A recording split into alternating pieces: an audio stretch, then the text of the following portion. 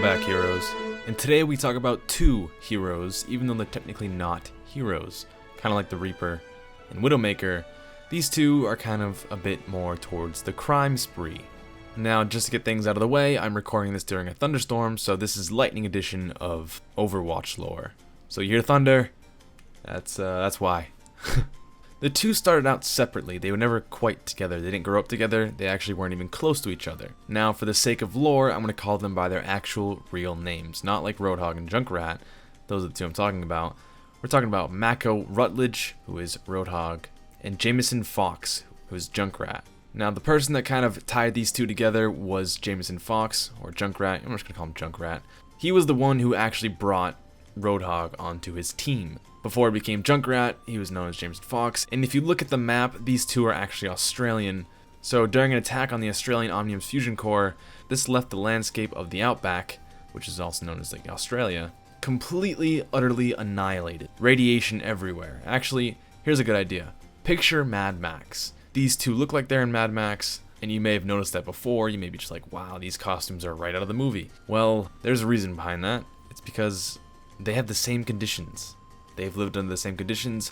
This ultimately led to them being kind of related a bit. Now, with the explosion, most people did die, unfortunately. However, some did survive. They called themselves the Junkers, and they scavenged the husk of the Omnium, which was a factory made by the Omnics, and formed a lawless, cutthroat society in the shadow of it.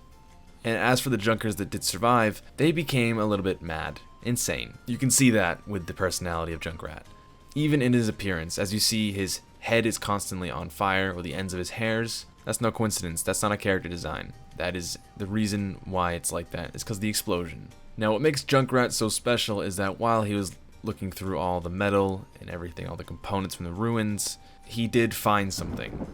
Now, this object that he did find was very important. Not to him, but to other people. He didn't really notice that it was important, so he kind of went on living his days, scavenging through metals, doing the regular Australian Junkrat thing, until people got sent after him, and then he said to himself, okay, I need some help. This is where Roadhog comes in. Now, that's where these two timelines meet, so for the sake of a coherent video, let's backtrack to Roadhog's story until we meet up again with Junkrat.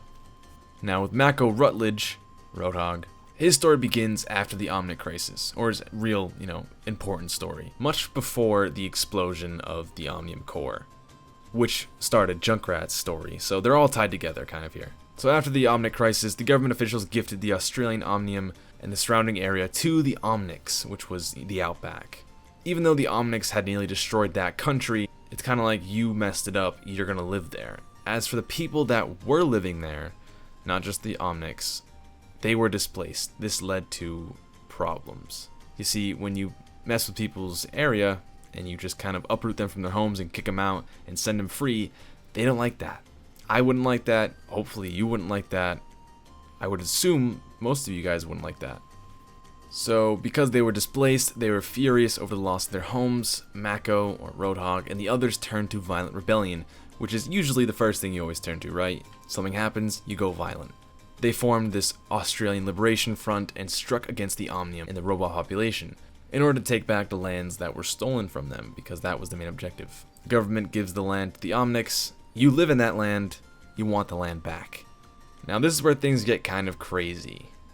Events continued to escalate further and further, more violent, until the rebels, or the Australian Liberation Front, sabotaged the Omnium's fusion core. This resulted in the explosion that destroyed the Outback. It irradiated the region and littered the Outback with twisted metal wreckage for kilometers around. Roadhog watched his home become an apocalyptic wasteland, or Mad Max, pretty much. This left him forever changed, made him get that Mad Max look to him, and made him a little bit aggressive permanently. So in order to adapt to this new environment, he put on the mask and took to the broken highways of the Outback. Little by little, living in such a community or such an area, your humanity starts to deteriorate. That's what happened to him. Mako was no longer Mako Rutledge. He just became the ruthless killer known to be as Roadhog. He apparently gained a lot of reputation, being the killer that he is, so Junkrat heard of this guy named Roadhog and hired him to be his bodyguard. Together, the two went on a crime spree that would spread around the world. There is a little short story that you can read about Junkrat and Roadhog. They made a deal with the CEO of Hyde Global in Sydney, Australia, to rescue workers from the Omnic terrorists. Turns out, spoiler alert, wasn't actual terrorists, just the Hyde Global drones. And they realized this, went back to the CEO, and hung him off the skyscraper before they blew it up. In their crime spree that spread around the world, they've had a couple of highlights. They've stolen royal artifacts from King's Row, destroyed shops and trucks in Paris, robbed the arcade in Hanamura, and stolen most of the Bank of Dorado's gold. And that's where the two are today, currently going around the world, doing a lot of terrible things. That was a little bit of a short story. So that's where we are today. Roadhog and Junkrat traveling around the world doing crime. It's what they love. It's what they are, it's what they became. And the reason behind that is kind of because of Roadhog. Roadhog, not directly, although he was a part of the rebellion, not about the explosion, did help and cause this massive destruction of the Outback, which led to Junkrat becoming who he was, which led to Roadhog becoming even further crazy.